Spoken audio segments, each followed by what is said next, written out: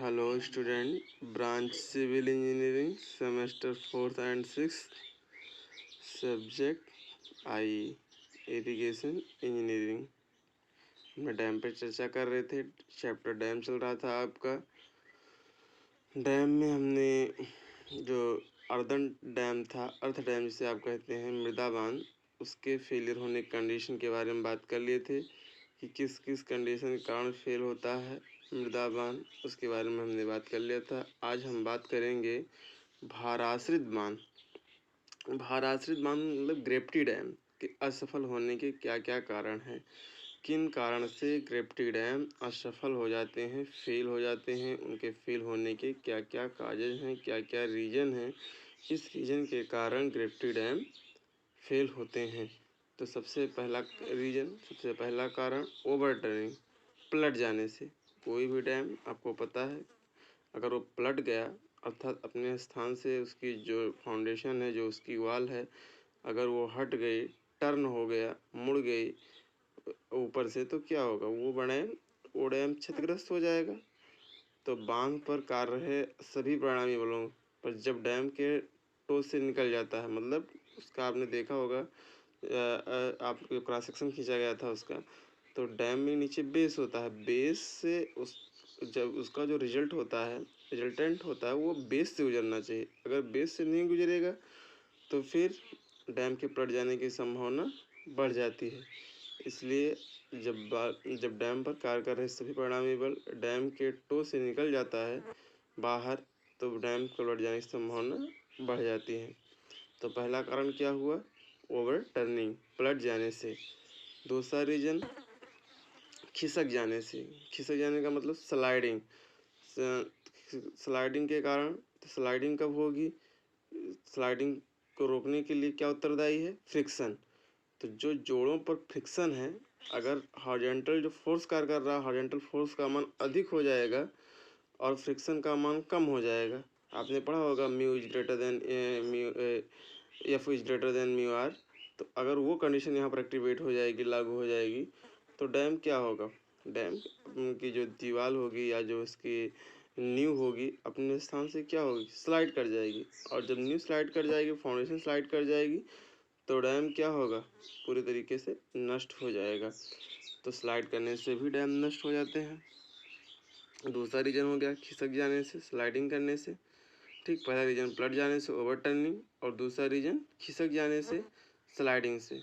तो जब डैम की किसी भाग में क्षैतिज बल जोड़ों पर उपलब्ध घर्षण बल स्रोत से अधिक हो जाता है, तो बांध का ऊपरी भाग उस खंड अथवा नींव से खिसक जाता है और डैम नष्ट हो जाता है। तीसरा कारण तनन के कारण, ड्यू टू टेंशन।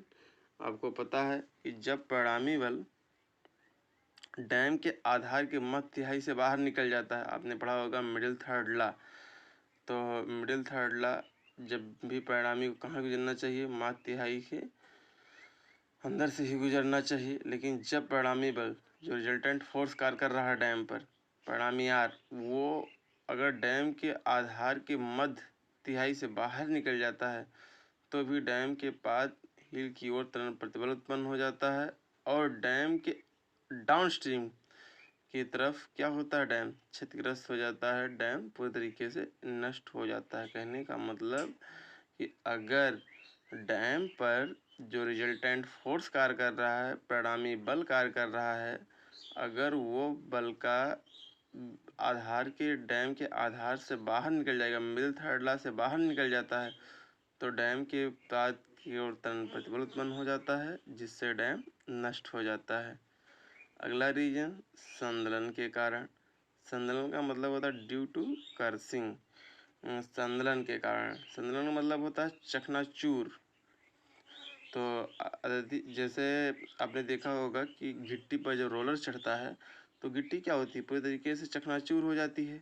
उसी तरीके से उसे कहते हैं कर्सिंग, ड्यू टू कर्सिंग, अत्यधिक भार का। ऐसा कब होता है, क्योंकि उस समय क्या होता है, रोलर का भार काफ़ी अधिक होता है। तो अत्यधिक भार के कारण जब डैम की नींव पर संपीड़न प्रतिबलों का मान अनगीय प्रतिबलों से अधिक हो जाता है, तो डैम की चिनाई अथवा कंक्रीट नष्ट हो जाती है। कहने का मतलब एक परमिसिबल स्ट्रेस होता है, वो कंप्रेसिव हो या टेंसाइल हो, उससे जब अधिक उत्पन्न हो जाएगा तो क्या होगा, उसमें कंप्रेसिव स्ट्रेस उत्पन्न हो जाएगा, संपीड़न प्रतिबल उत्पन्न हो जाएगा और वो डैम क्या होगा, पूरे तरीके से क्षतिग्रस्त हो जाएगा। तो ड्यू टू कर्सिंग, अत्यधिक भार के कारण जब बांध की नींव पर संपीड़न प्रतिबलों का मान उनके प्रतिबलों से अधिक हो जाता है तो डैम की चिनाई अथवा कंक्रीट नष्ट हो जाती है। अगला, नींव के अवस्थापन के कारण। अवस्थापन का मतलब settlement, due to settlement of foundation. जब फाउंडेशन, जैसे आपने देखा होगा कि मृदा धीरे धीरे धीरे धीरे कंपैक्शन उसका धीरे धीरे बैठती है, जिसे आप कंसोलिडेशन कहते हैं। समय के अनुसार धीरे धीरे लोड पड़ता गया तो बढ़ती गई। अगर ये समान रूप से मृदा का बैठाव नहीं हुआ, कहीं ज़्यादा और कहीं कम, तो इसमें क्या होगा, अगर कहीं ज़्यादा हुई तो कहीं डैम की दीवार ज़्यादा नीचे बैठेगी, कहीं कम, तो इन दोनों में क्या होगी, विरोधाभास उत्पन्न होगा और क्रैक्स पड़ जाएंगी, दरारें पड़ जाएंगी और पूरे तरीके से डैम क्षतिग्रस्त हो जाएगा। तो नींव के अस्थापन के कारण भी, due to settlement of the foundation, बांध की नींव पर अधिक भार पड़ने से इसका अस्थापन हो जाता है और डैम नष्ट हो जाता है। तो नींव के अस्थापन के कारण भी, due to settlement of foundation के कारण भी डैम क्षतिग्रस्त होता है, डैम नष्ट होता है। अगला रीजन हम देखेंगे किस कारण डैम नष्ट हो सकता है, तो संरचनात्मक दोषों के कारण। संरचनात्मक दोष का मतलब होता है स्ट्रक्चरल डिफेक्ट्स। ये स्ट्रक्चरल डिफेक्ट्स ये अज्ञानता के कारण या फिर जैसे कि उस समय आपने ध्यान नहीं दिया, जानकारी नहीं थी, आपको ज्ञान नहीं मिला, किसी भी कारण या भूवैज्ञानिक अन्वेषण के कारण, किसी भी कारण उस समय पता नहीं चलता है, जैसे दरारें पड़ना, वलय, जोड़, कटाव, फराव, इन सब भार पड़ने पर धीरे धीरे दिखते हैं कि कहीं दरार पड़ गई, क्रैक्स उत्पन्न हो गई, कहीं मलन पड़ गई, कहीं जोड़ों पर, कहीं फटाव, तो इसके कारण भी डैम असफल हो जाते हैं। इसे कहते हैं स्ट्रक्चरल डिफेक्ट्स। स्ट्रक्चरल डिफेक्ट्स उस समय अगर आपने नहीं ध्यान दिया तो वो बाद में बने रहते हैं और फिर वो उसके कारण धीरे धीरे धीरे धीरे नष्ट हो जाते हैं। और एक जो कॉमन रीजन है किसी भी स्ट्रक्चर का नष्ट होने का, डैम ही नहीं, कोई भी अगर वो कंस्ट्रक्शन स्ट्रक्चर है तो वो भी नष्ट हो सकता है, वो भूकंप, ड्यू टू अर्थक्वेक। आपको पता है भूकंप के बारे में, आपके एक बुक चल रही होगी भूकंप इंजीनियरिंग के बारे में कि भूकंप क्या है। भूकंप, पृथ्वी में ही कंपन, तो सारे स्ट्रक्चर कहाँ खड़े हैं, उसी पर, तो उसमें भी क्या होंगे, कंपन होने लगेंगे और जब कंपन होने लगेंगे तो उसमें क्या होगी, दरारें पड़ेंगी और फट जाएंगी, पूरे तरीके से नष्ट हो सकता है डैम। तो सबसे बड़ा कारण अगर आप देखेंगे, जो एक कॉमन कारण है और जो मानव के बस में है भी नहीं, प्रकृति के उसमें है, तो वो है भूकंप, ड्यू टू अर्थक्वेक। भूकंप के कारण भी जो भूमि में जो तरंगें उत्पन्न होती हैं वो बांध की नींव में त्वरण पैदा करती हैं, जिससे डैम फट जाता है। तो ड्यू टू अर्थक्वेक्स, भूकंप के कारण भी भूमि में जो तरंगें उत्पन्न होती हैं उसके कारण डैम नष्ट होता है।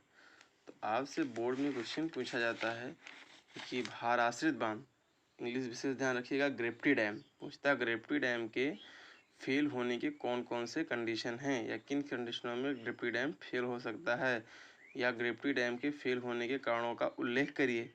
तो आपको इस क्वेश्चन का आंसर यहाँ पे मिल जाएगा कि आप इसको एक दो बार हेडिंग जो मेन है कई बार लिख कर अपना और थोड़ा सा प्रैक्टिस कर लीजिएगा, आपको कंफर्म हो जाएगा। एक बार मैं फिर से रिपीट कर देता हूँ कि किन किन कारणों से ग्रेप्टी डैम असफल होता है। तो सबसे पहला ओवरटर्निंग, ओवरटर्निंग का मतलब पलट जाने से। ओवरटर्निंग कब होगी, जब फोर्स अधिक कार्य कर रहा होगा, रिजल्टेंट फोर्स, और उसके पेस से आधार से ना निकल कर आधार से बाहर निकल जाएगा, तो ऐसे में ओवरटर्निंग की संभावना बढ़ जाती है। दूसरा, सेकंड, खिसक जाने से, for sliding, due to sliding, sliding के कारण से। स्लाइडिंग में क्या होता है कि जब अब फ्रिक्शन, जब उस पर जो हॉरिजॉन्टल फोर्स कार्य कर रहा है वो उस पर उपलब्ध फ्रिक्शन से अधिक हो जाएगा, तो ऐसी स्थिति में क्या होगा, अपने स्थान से चिनाई क्या होगी, खिसक जाएगी और फिसल जाएगी, जिससे डैम पूरे तरीके से नष्ट हो जाएगा। तीसरा, ड्यू टू टेंशन, तनन के कारण। तनन में क्या होता है कि जब डैम पर जो परिणामी बल, रिजल्टेंट फोर्स कार्य कर रहा है, वो फोर्स का मान उसका रिजल्टेंट परिणामी के आधार मध्य तिहाई मिडिल थर्ड लॉ से बाहर निकल जाता है तो डैम की हिल में तुरंत प्रतिबल उत्पन्न हो जाते हैं, जिससे डैम नष्ट हो जाता है। फोर्थ रीजन है संदलन के कारण ड्यू टू कर्सिंग। संदलन का मतलब चकनाचूर। तो ये इसके कारण होता है, अत्यधिक वेट के कारण होता है। जब अत्यधिक भार के कारण जब बांध की नींव पर संपीड़न प्रतिबलों का मान अनुदैर्ध्य प्रतिबलों से अधिक हो जाता है तो डैम की चिनाई अथवा कंक्रीट नष्ट हो जाती है। अगला नींव के अस्थापन के कारण due to settlement of foundation. जब डैम की नींव पर दीवार पड़ने के कारण इसका अस्थापन हो सकता है तो इससे डैम नष्ट हो जाता है। तो अस्थापन के कारण भी डैम नष्ट होता है। अगला जो मुख्य रीजन आपका है स्ट्रक्चरल डिफेक्ट्स। स्ट्रक्चरल डिफेक्ट्स के कारण भी भारासित बांधों की नींव में कुछ स्ट्रक्चरल डिफेक्ट्स होते हैं। जैसे स्ट्रक्चरल डिफेक्ट्स हैं क्या, जैसे दरारें, वलय, जोड़, फटाव भार पड़ने पर डैम के असफल होने के कारण बनते हैं। और अगला रीजन है ड्यू टू अर्थक्वेक्स। भूकंप के कारण भूमि में जो तरंगें उत्पन्न होती हैं वो डैम की नींव में त्वरण पैदा करती हैं, जिससे डैम फट जाता है। तो इतने रीजन हैं जिसके कारण डैम ग्रिप्पी डैम नष्ट होता है। पलट जाने से, खिसक जाने से, overturning, due to sliding, due to tension, due to crushing और due to settlement of foundation, और फिर आपका है ड्यू टू स्ट्रक्चरल डिफेक्ट्स और ड्यू टू अर्थक्वेक।